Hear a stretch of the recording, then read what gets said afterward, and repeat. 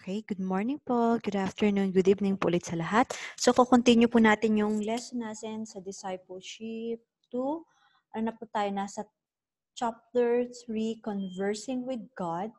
Ang didiscuss po natin ngayon is yung topic number 4. Kung meron po kayo ng mga manuals nyo, ready nyo na po siya. Ano po yung topic? For whom do we pray? Or for whom do you pray? Yan po yung topic number 4. So, bago po tayo mag-start, lagi po tayo mag-pray kay God. Tara po, for God's leading. Okay. Father God, by the power of your Holy Spirit, in the mighty name of your only Son, Jesus Christ, maraming salamat po sa buhay na binigay niyo sa bawat isa sa amin. Thank you, God, for your great love. Thank you, God, for the hope. Thank you, God, for everything. We worship you. We adore you. You are worthy to be praised, God.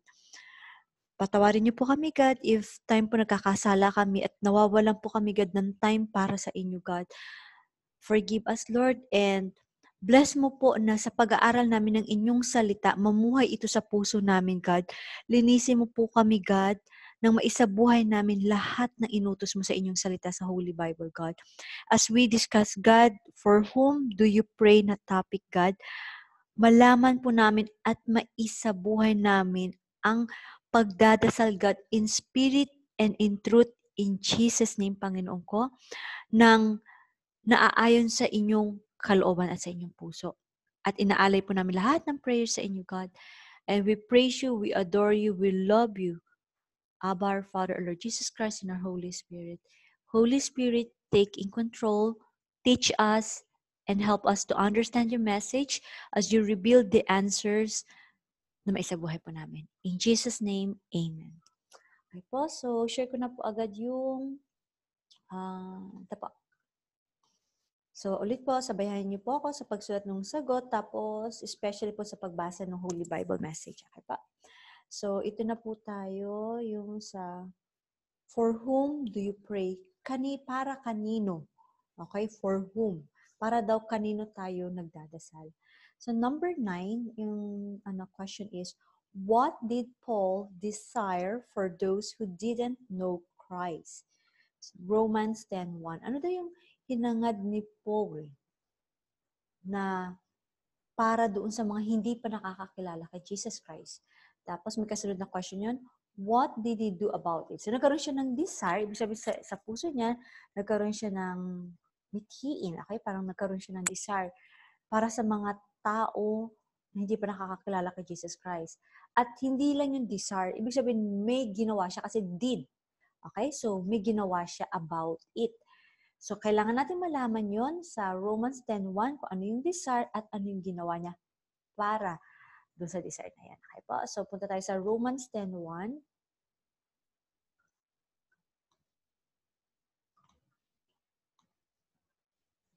Okay. So, basahin na muna natin siya. Okay, Romans 10:1, New Living Translation. Dear brothers and sisters, the longing of my heart and my prayer to God is for the people of Israel to be saved. Roma 10:1, ang salita ng Diyos. Mga kapatid, ang mabuting kaluguran ng aking puso at dalangin sa Diyos para sa Israel ay maligtas sila. Okay? So, hanapin na po natin sagot. Andito po yung sagot yung sa desire. Pag sabi desire, yung sa puso niya. Ano yon? Longing of my heart, okay, is for the people of Israel to be saved. Okay? So, yung time na sinabi nito ni Paul, ang desire niya is for the people of Israel to be saved. Okay? Pero in general po, okay, pag nag-pray tayo kay God, i-pray at maging hangarin din ng puso natin na all people. Okay po? Israel will be saved and all people to be saved. Okay? So, general ko na lang pong sinulat yung sagot. Yung sagot is to be saved. Ito yung desire niya para sa mga non-believers o hindi pa nakakakilala kay God, na maligtas din sila. Okay pa? So next na question then is, what did he do about it? Anong ginawa niya sa hangarin niya na maligtas yung mga Israel o yung mga tao? Prayer. Okay? Ito yung sagot doon. Prayer to God. Okay? So hindi lang siya naghangad nagdasal siya. Okay? So, may action. So, tayo po, kung hinahangad natin o nilulong ng puso natin o dinidesire natin na maligtas yung mga pamilya natin, mga kaibigan, kamag-anak, nakakasalamuha, katrabaho, lahat. Okay? Kung hinahangad po ng puso natin yun, tayo as a tao, hindi natin kaya yon kasi hindi naman tayo Diyos. Pero, mangyayari yun kung mananalangin tayo kay God. Kasi si God, kaya niya lahat. Kaya niya niyang iligtas lahat. Okay? So again, we must have that desire that all people must be saved and pray to God. Okay? I-offer natin yung prayer na yun kay God at always end our prayer in Jesus' name. Okay pa? So next is... Okay. Doon na tayo sa next page nun. So, number 10 na siya.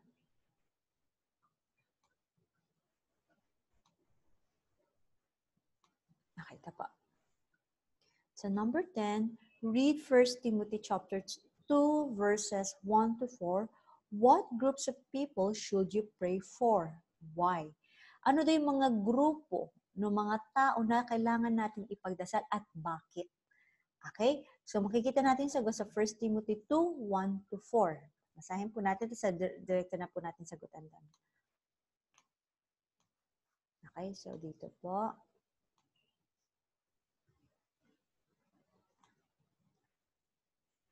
Okay. 1 Timothy chapter 2 verses 1 to 4, New Living Translation. Instructions about worship. Okay? I urge you first of all to pray for all people. Ask God to help them. Intercede on their behalf and give thanks for them. Pray this way for kings and all who are in authority, so that we can live peaceful and quiet lives marked by godliness and dignity.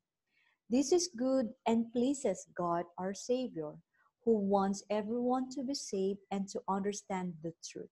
Bait ni God, no? So, desire ni God na lahat tayo masave.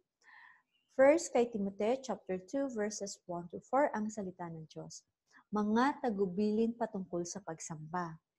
Kaya nga, una sa lahat, ipinamamanhi ko na ang lahat ng mga dalangin may paghiling, ang mga panalangin, ang mga dalangin na namamagitan at pasasalamat ay gawin para sa lahat ng mga tao.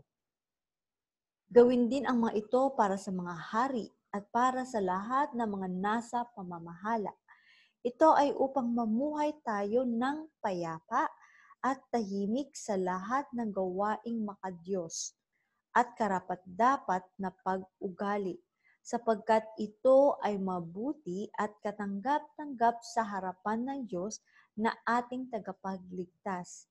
Inibig niyang iligtas ang mga tao at upang sila ay makaalam ng katotohanan. Okay? So, sagutan na po natin. Yung tanong niya is, what groups of people should you pray for? Okay, ito yung unang grupo. For all people. Okay? So, lahat ng tao ipagdasal natin. Okay, magpasalamat tayo. Okay, para sa kanila. Tapos, saan pa sa mga kings, mga hari, and all who are in authority. Ito pa, isa pang grupo ng mga tao sa mga hari at sa mga nasa kaukulan. Or let's say, kung para sa atin is, depende kung president, prime minister, kahit mga senator, kapitan, barangay tanod, o president ka man, o kahit anong organization. As long as nalagayan ni God in authority, ipagpray natin para po magkaroon tayo ng kapayapaan. Po. Next is, ang tanong naman is why? Bakit daw natin kailangan ipanalangin ang lahat ng tao, pati yung mga hari at mga nasa otoridad? Okay, bakit? Ito, yung sa lahat ng tao because, ito yon, it is good. Okay, sa lahat ng tao, sa kings and all authority, ibig sabihin sa lahat, di pinakasagot doon, this is good and pleases God, our Savior, who wants everyone to be saved and to understand the truth. Okay po? So, mabuti daw yung nananalangin tayo para sa mga tao, para sa mga hari, sa mga nasa otoridad, dahil it pleases. Natutuwa ang ating Diyos at dahil gusto niya na ang lahat, everyone, hindi lang isa. Everyone, gusto ng ating Diyos na maligtas at maintindihan ang katotohanan. Because once we understand the truth, then we are saved. Kasi kapag naintindihan natin yun, isa sa buhay natin yun. At tayo ay maliligtas. Okay pa? So, ano pa yun sa ano po? Possible, hindi, actually, ito, okay? So, kapag pinag-pray din natin mga kings and in authority, ito pa, we can live a peaceful and quiet lives marked by godliness and dignity. So, di ba po, napakasarap mamuhay sa lugar o sa bansa o sa kahit saan man na mayroong kapayapaan at pagmamahalan, okay? Nang may kabanalan at may dignidad. So, kung gusto pala natin na mamuhay ng ganon, kailangan nating ipag-pray. Okay? Iyon lahat ng tao. I-offer natin kay God lahat. Okay pa? So, yun yung sagot. So, next is, punta tayo dun sa next na question.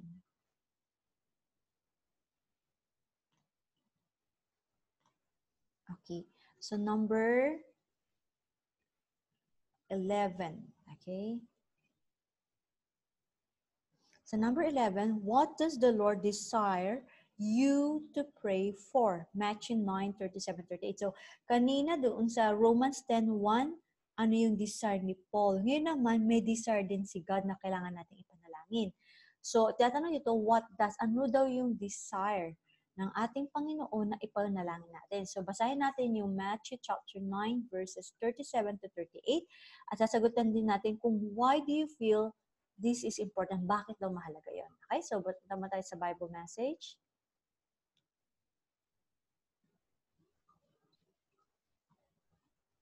So again, it's in Matthew chapter 9, verse 37 to 38.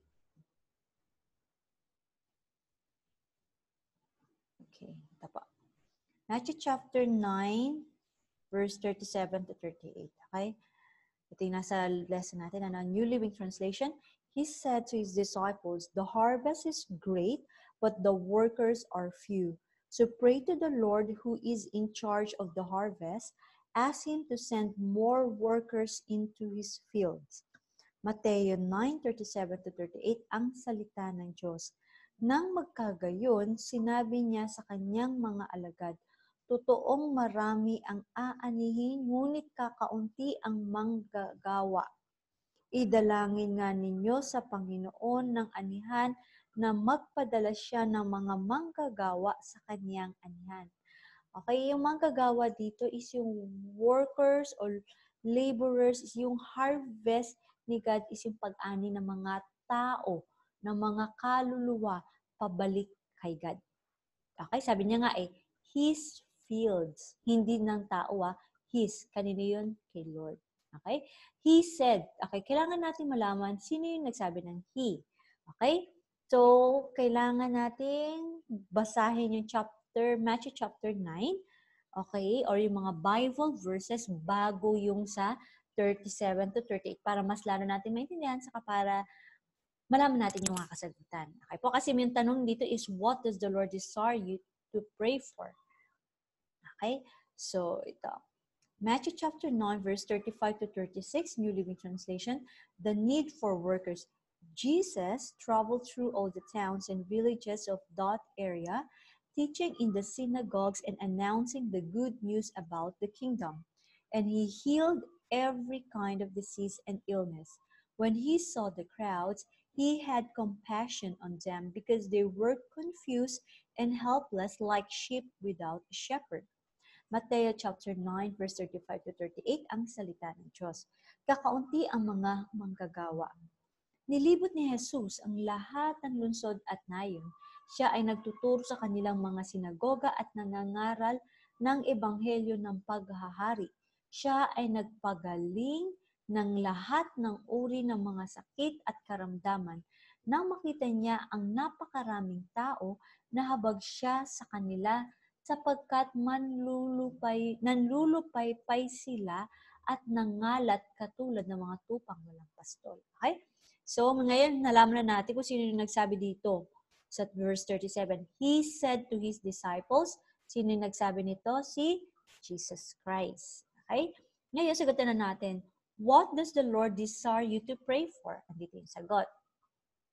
Ang sabi ni God, so pray to the Lord who is in charge of the harvest, ask Him to send more workers into His fields. Okay? In short, ito desire ni God na ipag-pray natin to send more workers into His fields. At kaninong field yan? Kay Lord. Okay? Kay Lord our God. Okay pa? So next is, why do you feel this is important? Bakit kaya mahalaga? Okay, pwede din natin makita yan dito. So the need of workers, bakit mahalaga? Kasi Jesus Christ Himself has compassion. Okay? Compassion because they were confused and helpless, like a sheep without a shepherd. Okay? So ibig sabihin, mahalaga yun dahil maraming mga tao, okay? So yung tupa is tao, yan nasa gabit ko lang po yung tao. Mahalaga na ipag-pray natin yung mga tao na manggiging manggagawa ni God para umani ng mga tao papabalik kay God. Mahalaga yun kasi maraming tao ang naliligaw. Maraming tao ang nako-confuse. At desire ni Jesus Christ o compassion ni God, okay, na makita niya na mayroong nagga-guide sa kanyang mga tao. Kasi Jesus Christ is our good shepherd. At sabi nga ni Jesus Christ, i-pray daw natin kay Lord na mag-send ng more workers. More workers into His fields. Okay, mahalaga yon kasi kailangan natin, okay, sundin ang kalooban ni God. Compassion ni God yun. Kung mahal natin si God, ang compassion ni God, it should be our compassion. Tapos, kailangan natin ng maraming workers, mahalaga yun, kasi maraming tao ang nako-confuse at nalilikaw. At kapag nag-pray tayo kay God na mag-send ng maraming workers into His fields, maraming tao ang makakarinig at makakaalam ng good news about the kingdom of God. Okay pa? So, yun. So, kaya nga po, mahalaga po yun na tayo as mga nilalang ni God, mga believers in Christ, we are laborers or workers of God here on earth. The moment po na mag-share tayo ng good news, na magdala tayo ng tao sa simbahan o magdala tayo ng tao sa presensya ni God, is we are already being a worker into God's fields. And it is a great pleasure. Kaya po kung kunyari po sa ngayon po, tingin mo, parang wala pa ako. Gusto kong maging laborer, gusto kong maging part ng worker ni God. Then bring people closer to God. Share the good news. Share the Holy Bible. Pray for them. Okay? Share Jesus Christ to them. Bring them to the church that they can grow and come closer to God. Okay pa? So, yun po ang pagiging worker natin. And we can only do this when we pray to God by God's grace, by the power of the Holy Spirit in Jesus' name. Okay pa? So, next is... Okay, so number 12 na tayo. Okay, number 12. Number 12, how do you usually react when you have been intentionally mistreated by someone? Place a check mark by your first response. Ano daw nagiging reaction natin kapag intentionally, ibig sabihin sinadya, ministreat, hindi tayo tinrato ng maayos ng isang tao o kung sino man. Okay po? So ano yun? Kunyari, let's say, wala kang ginagawang masama. Tapos sinadyang saktan ka, o sadyang ipahiya ka, o sadyang gawang ka na masama. Okay pa? So, ano nagiging reaction daw natin? Place a check mark by your first response. So, let's be honest po. Okay? So, ito yung mga option. To become angry with him, to think of a way to get even, Okay? So, ibig sabihin, to become angry with him, magalit ka. Ibig sabihin, naggalit. Huwag tayo magagalit. Ibig sabihin po, nagalit ka dun sa tao. To think of a way to get even. Pag sinabi din get even, is yung makapagganti. Dapat patas. Iniisip mo, ginawa mo sa akin to, gagawin ko rin sa ito. So, yun to think of a way to get even. Next is to make an excuse for him and try to forget it. Ibig sabihin, maggagawa ka ng excuse para sa kanya. Ay, kaya lang naman niya ako nasaktan kasi ganito kasi may problema siya, kakalimutan ko na yon. Okay, so ganon. Next is to pray for him. Ipananalangin mo siya. Next is to forgive but not forget. Patatawarin mo siya pero hindi mo kakalimutan. Na anytime na maalala mo yun, possible magagalit ka ulit kasi hindi mo siya nakalimutan. So, okay, so let's say, example lang. So, normally, okay, kung let's say sa mga tao, kanya-kanyang sagot tayo dito, pero normally, ano ang nagiging reaction ng tao kapag ginawan siya ng masama? Okay, so normally, to become angry with him. Okay, ito po yung mga unang response ng tao.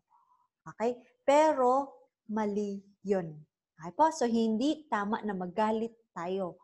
Okay, kasi we are children of God, we need to be Christ-like. Okay, lagi natin isipin kung si Jesus Christ yung nasa sitwasyon na to, ano ang magiging reaction niya? Si Jesus Christ, napakabanal. So, we need to know the answer kung ano yung correct response. So, ibig sabihin, ito, mali yan to become angry, mali. To think of a way to get even, mali. To make an excuse for him and to try to forget it, mali.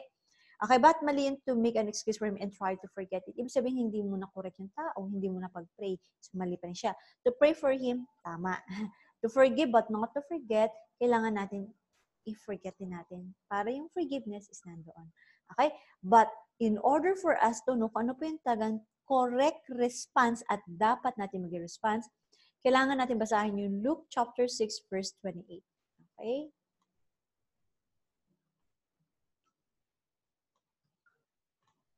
Okay, so ito. Basahin natin yung sagot. Okay.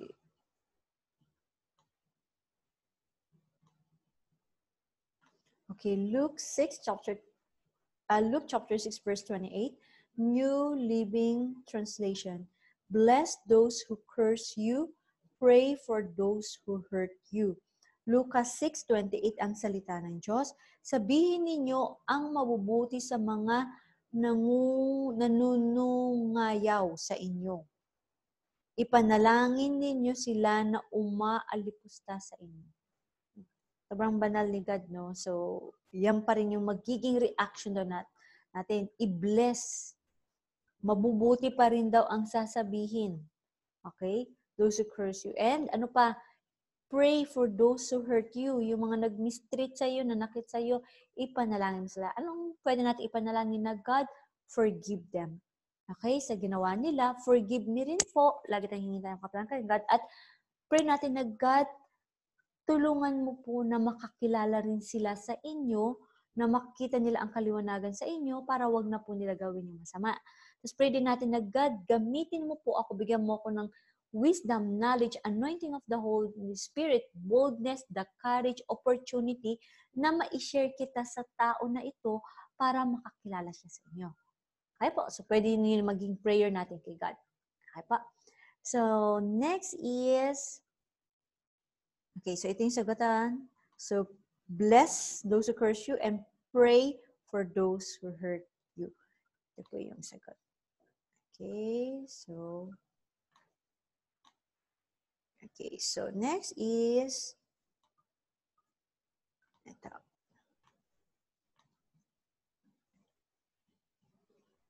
Okay. Ito mga list na lang siya. Have you been using a prayer list? A list can help you remember things you might otherwise forget to pray about. It can include your family. Ibig sabihin ito yung mga prayer list na may ginagawa ka ba na itong papapipray ko ngayon. So kung mapapansin niyo po sa merge ng Telecon, okay, prayer Telecon natin, meron po tayong mga prayer list. Kaya praise God na kapag ano po is na pipray sila lahat. Okay po? Tapos kunyari may prayer request, inilalagay din po doon. So, yun ang tatawag natin sample ng prayer list. Okay, ito po yung mga sample ng kailangan natin i-include sa prayer list, your family. Okay? Your non-Christian friends and acquaintances. Yung mga hindi Christian na kaibigan natin at mga acquaintances is kakilala. Okay? Ibig sabihin, ipag-pray natin sila din. Your pastor and church. Okay? Pag-pray natin sila. Missionaries and Christian workers, you know. Those who oppose you, yung kumakalaban sa'yo, ipag-pray mo pa rin sila. Governmental authorities, yung mga lahat na nasa gobyerno, our personal needs, saka yung mga pangangailangan natin personal. Okay pa? So, lagi nga po natin tatandaan, always acknowledge and address our prayer to God. Okay? Then we believe and we claim it is an answered prayer by God's Holy Spirit in Jesus' name. Always end in Jesus' name po. Okay? So, let's have a review. Okay, review lang po natin yung mga sagot ha. Okay? So, ito pa. Okay, so number 9, sa Romans 10:1, ang sagot, to be saved. Tapos, prayer to God or pray to God. So, yung unang tanong is, ano yung desire ni Paul sa mga who didn't know Christ na to be saved, at what did he do about it? He prayed to God. Okay? So, next is sa number 10. Okay, sa 1 Timothy 2:1-4, ano daw yung mga groups of people na kailangan natin to pray for? All people, saka yung kings and all who are in authority. Why? Bakit daw? Okay, so that we can live peaceful and quiet lives marked by godliness and dignity. At ano pa, in general, this is good and pleases God our Savior, who wants everyone to be saved and to understand truth. Okay? So next is sa number 11 is Matthew chapter 9 verse 37-38. Okay. Diretso natin sa sagot ha. Ay, sorry.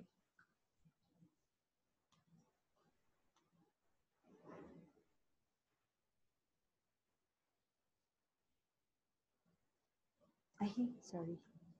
Matthew chapter 9 verse 37-38. Okay. So, ano yung tanong doon? Sa Matthew chapter 9 verse 37. Sa number 11, ang tanong is, what does the Lord desire you to pray for? Ano gusto niyo tayo pag-pray natin? To send more workers into His field, our Lord's field. Okay? So, sa number 12, and why do you feel this is important? Bakit mahalaga yon? Kasi compassion yun ni Jesus Christ. Kasi maraming nalo-lost na sheep o mga tao at kailangan nilang makabalik o makakilala kay God, our Good Shepherd, Jesus Christ. Okay pa? So next is sa number 12. Okay, so ano din na magiging reaction natin kapag intentionally sinadya tayong saktan? Okay, may mga list ng option doon pero wag yun ang gawin natin. Ang gawin natin na correct response, ang dapat natin maging correct response kapag may nagmaltrato o may nanakit sa atin is to bless those who curse you, pray for those who hurt you. Ipag-pray natin sila at i-bless natin sila. Okay? So again, all glory and praises to our Lord our God, God our Father, and Lord Jesus Christ and Holy Spirit, love and bless us all. Okay? So God bless.